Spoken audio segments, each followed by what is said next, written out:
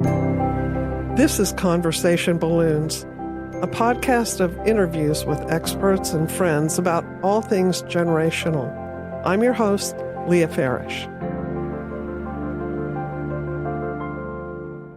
We're welcoming a special guest named Renee Carls today, and she is a certified personal trainer, and she has a Bachelor of Science in Kinesiology and Exercise Science and a BS in Nursing. And she has been in the health and fitness industry since age 18. So we are so delighted to talk to you, Renee. Welcome. Well, thank you so much. It is my honor to chat with you today, Leah. Thank you so much for this opportunity.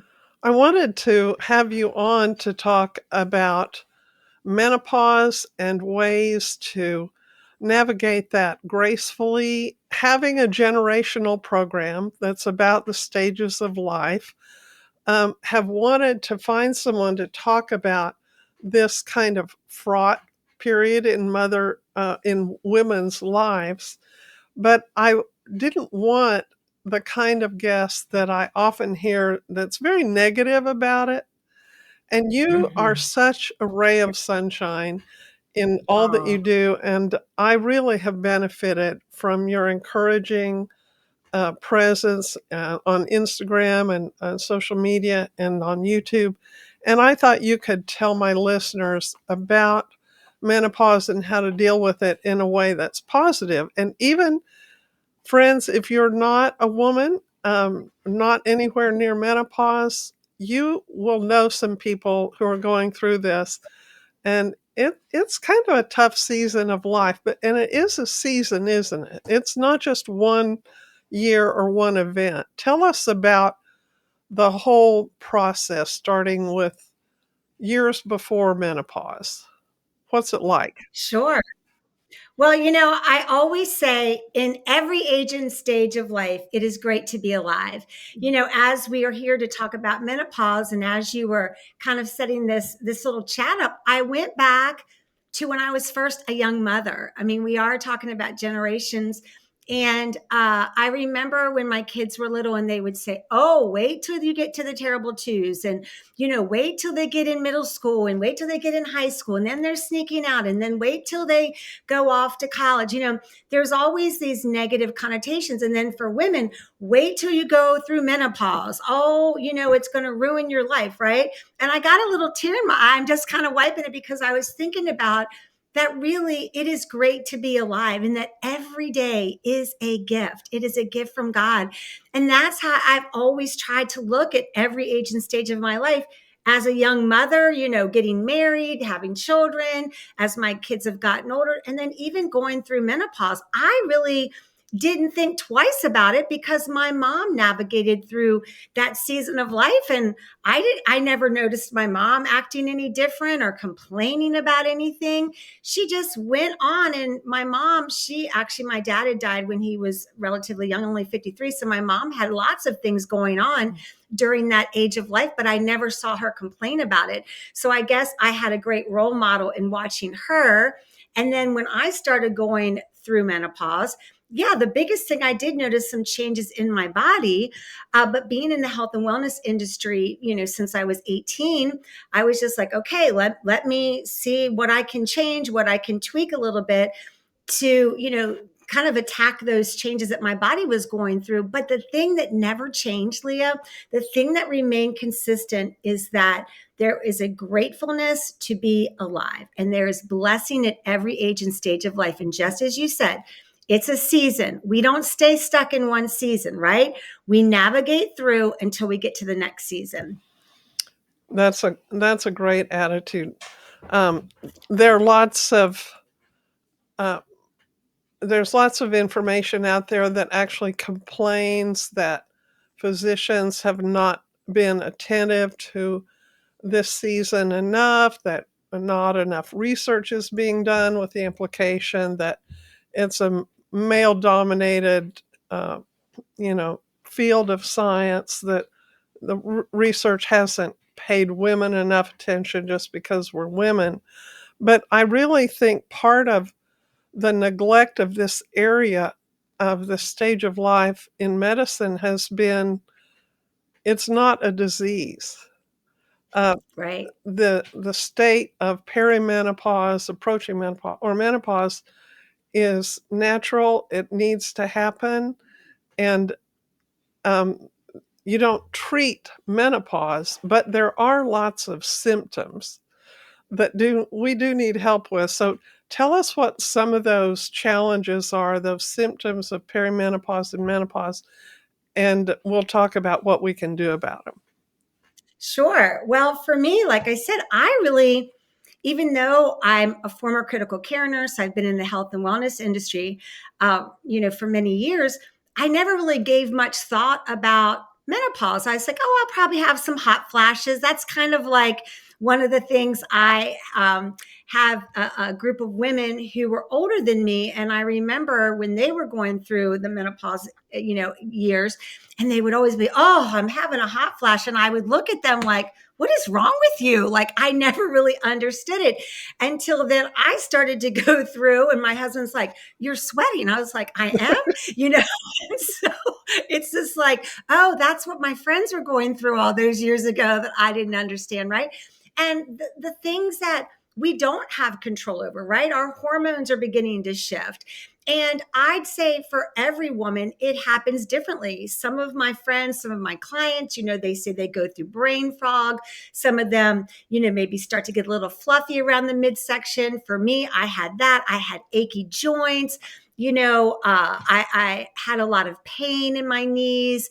I did have some hot flashes, but that really wasn't my biggest complaint. And so everybody's different. And I think that's one of the things that, from a standpoint, is it's going to affect everybody differently. As I said, my mom never really talked to me about menopause. I mean, I just watched her, and she just navigated through. I didn't know any difference. I didn't say, oh, I remember when my mom went through menopause. It was the same with me. I wasn't walking around complaining.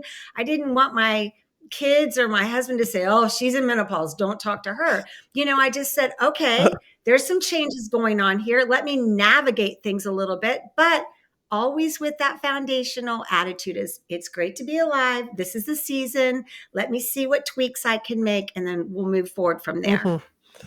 Well, what do you recommend for these symptoms you've mentioned, the hot flashes, for example? What can you do to alleviate that?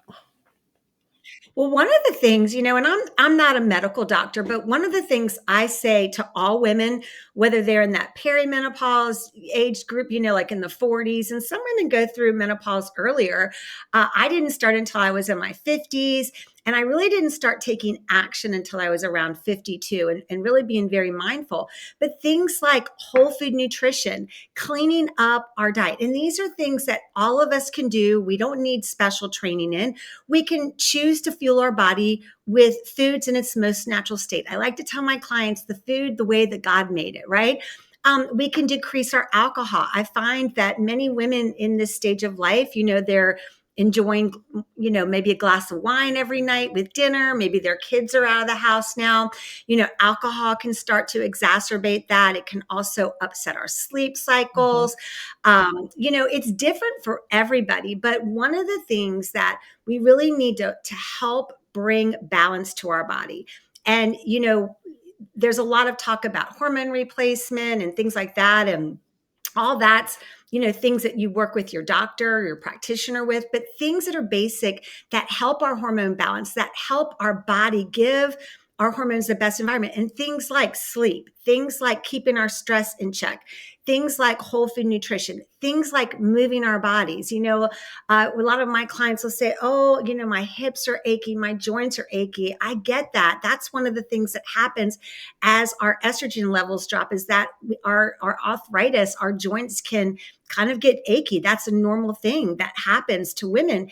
But instead of saying, well, I'm just going to rest, I'm going to sit down because I'm achy, I'm like, well, let's move our bodies. Let's get outside. Let's get some fresh air. Let's listen to the birds sing. Motion is lotion, as I like to tell my clients when it comes to our joint health. So it's a lot of these things that we can do. It doesn't cost a lot of money, but it's simple things. And I think that that's really one of the most important messages for all of us, no matter what age or stage of your life, whether they're your beginning, the perimenopause, you're in menopause, or postmenopausal.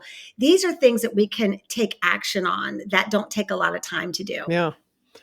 And I've read that you do start experiencing bone loss with perimenopause and then into menopause. What are some good um, actions to take to prevent osteoporosis? That is a great question, and it's very interesting. I'm just going to share my personal story with you and your listeners here. So, my mother had osteoporosis, and my mom was on a drug that they had given her, and she went through menopause, on this drug. And then, as she got into her 70s, she had to have some joint replacements, and one of her joint replacements, when she was in physical therapy, she had a spontaneous fracture happen. Mm. And so in my mind, I was like, wow, they said she was on this drug for too many years and she had a spontaneous fracture. And so here I was, I turned 50. I started going through menopause. I went to my doctor. He said, let's go get a DEXA scan. He's like, you're fit, you're in good shape, even though I was going through menopause. And he's like, oh my gosh, you have osteoporosis. I was like, really? I mean, my doctor was shocked. But, my mother had it. And so there's that factor in it. But also, I've learned in talking to other practitioners that being a petite woman, like I'm only 5'2", I'm 120 pounds, so I'm very little. And that is a risk factor. And so, one of the things are nutrition, weight bearing exercise. I am a big advocate of strength training. Walking is great. A lot of women in my age group that I talk to, they're all walking, but I'm like, the one thing we really need to do, not only for building muscle to help our metabolism, but also for our joint and our bone health, is strength training. And so I just had a repeat DEXA scan. Some of my levels have just kind of remained the same. One got worse. And so I just started on a little low dose estrogen. I'm working with my doctor and then continuing my exercise protocol. Mm-hmm. But again, a lot of women in this age group with the aches and pains, with this fear of osteopenia or osteoporosis, a lot of times they take themselves kind of out of the game a little bit and they sit themselves on the sideline. And I'm like, no, we got to keep moving. We got to keep it moving, sister, as I like to say. Yeah, if you're having a hot flash, you might say, "I'll give you something to sweat about. We're gonna go run around the block." You know. That's right. And it's an interesting story, Leah. A lot of this is our mindset too. A lot of negative connotations have been placed upon menopause or perimenopause or the change of life, right? And so we get these ideas in our head that it's going to be so bad. If oh my gosh, I've been diagnosed with osteoporosis. I'm going to break my leg. I'm going to fracture a bone, right? I need to be so careful. So here's a kind of a funny story. So I was first diagnosed with osteoporosis about 8 years ago. I'm 58. So it's probably about when I was 50 years old. About probably 3-4 months before that diagnosis, I had taken an active shooter drill class, okay, at a local gym where I live. And this active shooter class was with all these big, bulky guys, police officers, right? And basically, we were taught to fight, hide, or run. Okay. And so me and there was this other woman. There was 2 women in this class. The rest were these big, jacked up, big burly guys, right? And so you didn't know it was real life. I mean, this active shooter came out of nowhere. You didn't know where this person was coming from, and then you had to respond. Like you had to think in the moment. We had this whole training. What are you going to do? Right. So here I decided I was going to fight. It was like a split second. This guy shows up. He's, got the fake gun and he's coming out and all these guys. And I just went for it. I decided to fight and I went low and I went to tackle this guy. Like I couldn't believe I'm little, y'all. I'm 120 pounds, 5'2". And all these big burly guys went and my little body like hit the pile of these big guys. And I went flying into the padded wall at this gym, like right with my arm slammed up against there. I had, these bruises and, I just kind of popped myself, fluffed my hair up and, came right out of it. And it was so interesting because that was about 3 or 4 months before I got my diagnosis from the DEXA scan of osteoporosis. And I thought, Here I got thrown against this wall full force by these big, strong guys, and I didn't break a bone.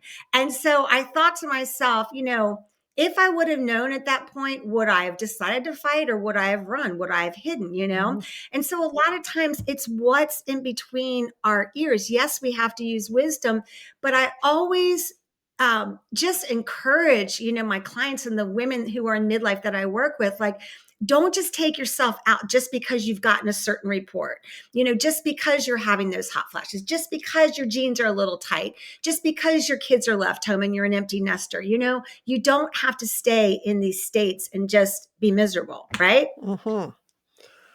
Yeah, let's talk too about night sweats for a minute. Do you have any recommendations So, about that? you know, for me personally, I don't like to be cold. So when my husband goes to bed, I usually dial it up a little bit. But, I like it a little warmer. But really, for those night sweats, dressing, in just like a light pajama. If you're a person like me, like I like my fuzzy socks, my flannel pajamas, but really that's not the best for night sweats. Keeping the room, the temperature like in the 60s, that's really good. And also watching, as I mentioned before, like the glass of wine in the evening that can really precipitate those night sweats. So if you have a habit Mhm. of, enjoying a glass of wine, try dialing that down a little bit, and see if that helps a little bit. But really creating an atmosphere. Also, just for our sleep, because that's one of the things that women in this age group really do. A lot of them struggle with having issues with sleep. We have our phones, right? We're scrolling on social media Oh, right up until we go to bed. We go to bed with our computers, our laptops. We've got the television on. So, I tell my clients, hey, 1.5 to 2 hours before you go to bed, start to calm yourself down. Hop off of those blue lights, wear blue light glasses, start to really bring yourself down to a place where you're preparing your body to rest. And the other thing that's truly important too, as far as creating an environment for your body to sleep. If you're eating like right before you go to bed, the late night snackers, try to finish your last meal about 2 hours to 3 hours before you go to sleep so that your body is not focused on digesting that food, but instead focused on resting and bringing your body down to that restful state. mhm. And all of that makes for just a restful, peaceful environment for your body to go to sleep in. Yeah. Um, a couple of things. I read that there was a study on light exposure during sleep in women, and women who had a bright bedroom, light coming in, had a higher incidence of breast cancer. Interesting. Yeah, and you might make sure that your room is darker, maybe even than you've been used that has worked for you before, or wearing, the sleep cover over your eyes, something like that. Yes. And I was in the hospital after some surgery and was having night sweats.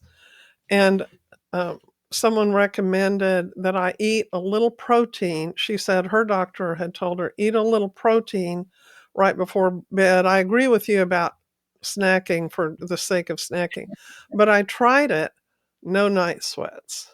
Yeah. Interesting. Very interesting. Well, since you do follow me, I am a big proponent of protein, right? And a lot of the ladies that I work with, they do have a hard time with the snacking late at night and or like the sweet tooth. Like I'm always, I'm craving sweets, I'm craving sweets. And if we would focus on getting our protein in during the day, throughout the day, that really does help with those late night snacks, which can impede with our sleep also. Mhm. So, and it's interesting too. We always have to look at like the bio individuality of everybody, right? Absolutely. You know, it's not always cookie cutter. What works for you works for me. For me personally, like if I eat past 7 o'clock at night, I'm up half the night having dreams, right? Mhm. Where other people can eat past 7 and they can sleep like a baby. So I think that you have to see what works best for you. And it's that light is what you've talked about, from our clock radios, from if you've got a television, you've got the cable box in your room. My husband has this clock thing that he likes to put on the walls up on the ceiling so he can see what time it is. Like it drives me Mhm. crazy. If you've got a thermostat in your room, all of these things our extra sources of light. Yep, you gotta watch for that. Let's talk about some of the, emotional cues that you may be in perimenopause or menopause, things like irritability and depression. Um, do a lot of your clients have complaints about that too, and is that something you can address with them? You know, some of my clients do. They'll say like they're having brain fog, or maybe they feel like a little bit more maybe emotional. Up and down, kind of just like when you're going before you go through perimenopause and you're still getting your cycle every month. This the change in hormones, and that's different for everybody.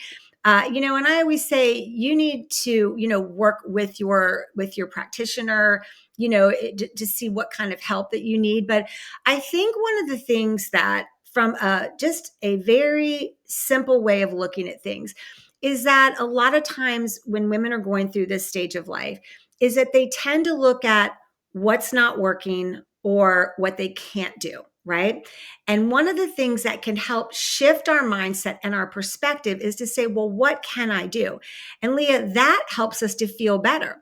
It's just like, well, my knees are achy, so I can't run anymore. And so I say instead, well, how about if you commit to getting outside for 15 minutes every day, getting some fresh air, and just walk up and down your driveway? Is that something that you would consider? You're moving. Motion is lotion for our joints. It's a low impact. We're getting fresh air. We're listening to the birds. We're getting that sunshine, all of these things. So then all of a sudden, where we were focused on what's not working, what we can't do anymore, now it shifts to, I feel so much better. I have more energy, right? And so things like that. Also, simple things like changing the processed foods with all the inflammatory oils and with all the processed sugars, just by decreasing all of that extra processed foods that really don't serve our body well, and slowly beginning to shift to whole food nutrition, shifting to more water, that begins to create an environment. And then we start to feel more energized, because a lot of times we're feeling bad or we're feeling depressed because of what's going on inside and because of the stories that we're telling ourselves that we can't do. And so just by shifting that mindset, well, this is what I can do, and then doing that, it gives you a whole new perspective. And one thing that's been helpful to me is sometimes I don't feel like eating, raw snap peas or carrots, or I'd rather eat a piece of cake than eat an apple, but when I eat the apple or the peach, I don't say, I don't get to eat pretzels and cake. I have to eat this. I say, I'm loving myself through eating Yes. this apple. And, it's so true that just the self-talk that you Amen. give to yourself can really help you with these changes. Um, in fact, menopause is sometimes called the change, and Yeah. it really will tend to highlight what our attitude toward change is. But our Hmm. bodies are constantly they're like a river of change. They're constantly changing, and it's natural. I heard you on, one of your, YouTube posts say you were talking about 2 Corinthians 5:17 that says, "Therefore, if anyone is in Christ, he's a new creation, or she is a new creation. Yeah. The old Amen. has gone, the new has come." And then you read this. The next verse is, "All this is from God, Yeah. who reconciled us to himself and made us ministers of reconciliation." What a wonderful passage to Amen. remind us that we are in process, and all of this is from God, not just Amen. the youth stage that we so enjoyed or thought was, just the threshold to even more wondrous existence. And also that he has given us a ministry of reconciliation. Even if you're not a believing Christian, you can have a sense that he has given you a purpose in life, And Yes. one of those things that we're called to do as we get older is to reconcile, to learn conflict resolution, to learn uh, how to have peace in the storm, how Yes. to be reconciled to the fact that we're changing and that everyone else is changing too, by the way. Yeah. And I just got so much from your uh, devotional. I find that the things that you say online are rich and that I find myself thinking of them afterwards Oh, and applying them maybe in ways that was outside the context that you were giving me. But that to me shows that you have bathed that in prayer, that amen. it will have Amen. an effect in the individual's life. Well, that really is the word of God, right? Also, in relation to depression, some women, because of their hormonal changes, will feel different and very negative emotions, sometimes for the first time. But I did hear a study that said if you experience postpartum depression, if you've had children, or you've had other episodes of depression, you are more likely to experience depression in the stage Hmm. of menopause. But also, I think women don't give themselves enough um, allowance for the fact that there are situational things in that stage of life that are going to challenge you to stay happy and optimistic. Your husband may be going through a, a real season at work that's difficult. He finds his body is changing. Even if you're not married, the people around you, say at work, often this stage of life is the stage of maximum pressure to achieve maximum risk in terms of you've accumulated some capital in your profession that you realize I've got things to lose here. You know, um, there are dilemmas, there are moral dilemmas if you're in leadership that can keep you up at night. And you may be living with a teenager in your home.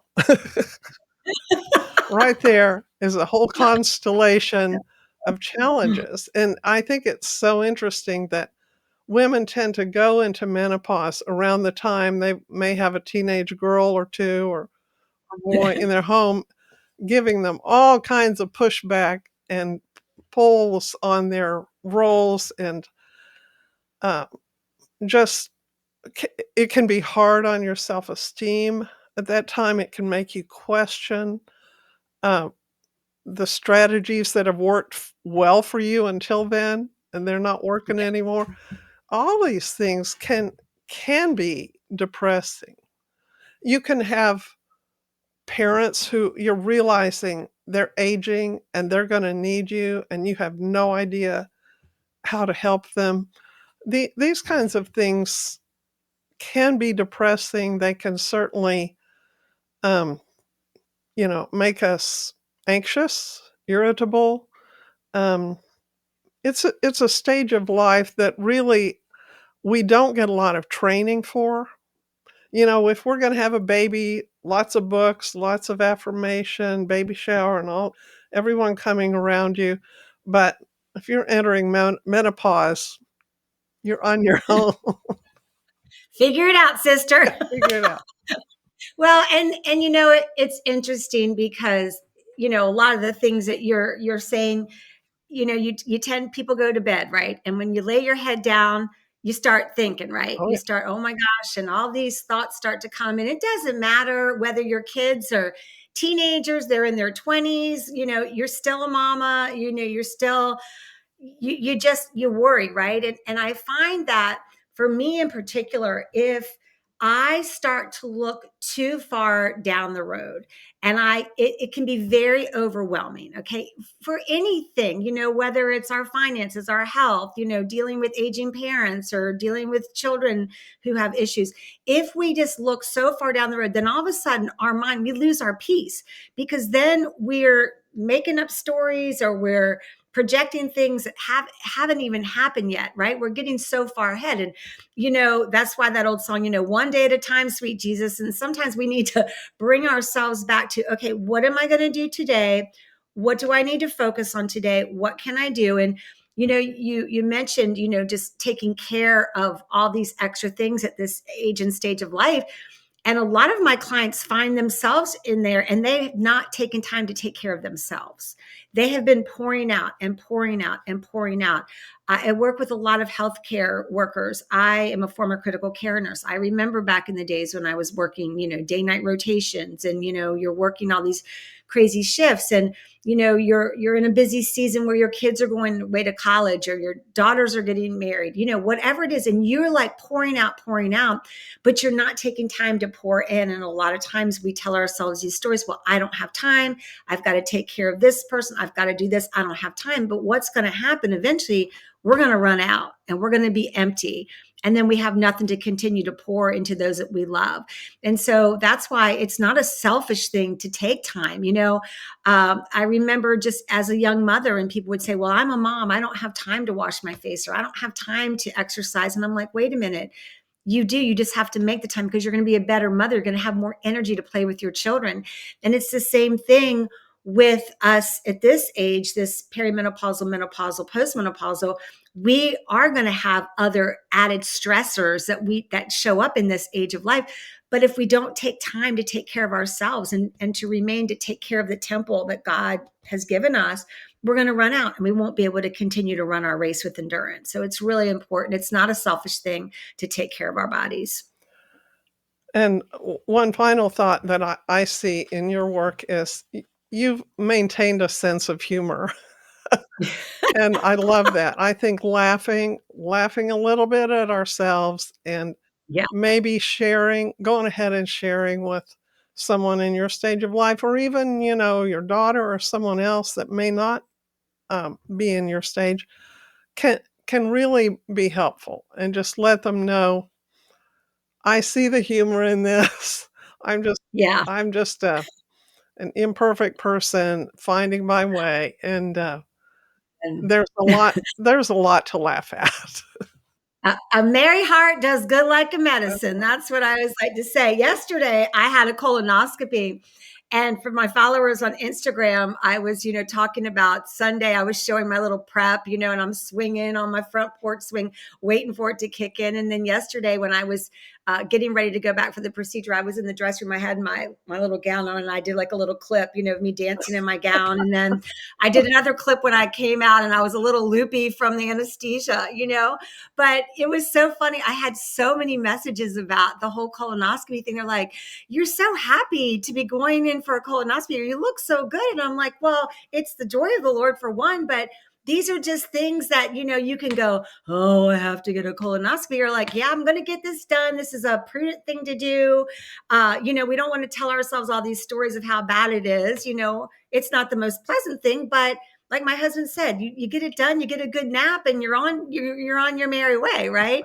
And so I do, I say to my people, my friends who follow me on social media, I'm like, I'm pretty much what you see is really who I am. I try to be very authentic, and show the ugly cry, show the goofiness, but it is that attitude of gratefulness to be alive, and it does feel really good.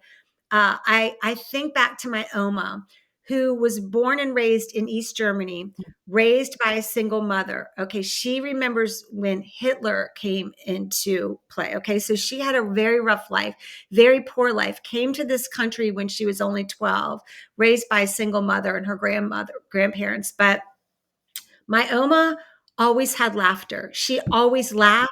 She had such a good joy. My other grandmother in North Carolina, the wife of a tobacco farmer, neither of them had easy lives, but I just remember they were joyful. They would laugh. They would laugh at silly things. And so I always think back to that too. Like, these were women who did not have it easy, but somehow that joy of the Lord just exuded in their lives. And I think that we miss that sometimes in our world today, that we think that we have to have everything put together, that we think we have to be a certain size or not have any body fat or live in a certain house or attain a certain level of income in order to be happy. And that's really not where it comes from, right? It's the simple things that bring us joy. And we need to, a lot of times I think remind ourselves to bring it back to just that simple joy of laughter and how good it feels to have fun. That is a great place to end this segment. Where can people find you? Well, I make it very easy to find me. Okay. My name is Renee Carls. Just on Instagram, I'm at Renee Carls. It's my name, ReneeCarls. On YouTube, you can find Renee Carls' YouTube channel. And you can find me on Facebook. I'm Renee Carls. And even on TikTok, I'm on Renee Carls. And so I don't have any code names. My website's reneecarls.com. Mm. So very easy to find. Keep it simple. That's what we need. Thank you so much, and we'll talk to you again sometime. Bye-bye. Really, I appreciate it. Bye-bye. Subscribe and review Conversation Balloons on your favorite podcast platform. Find me at leahfarish.com and on Instagram at LeahFarish.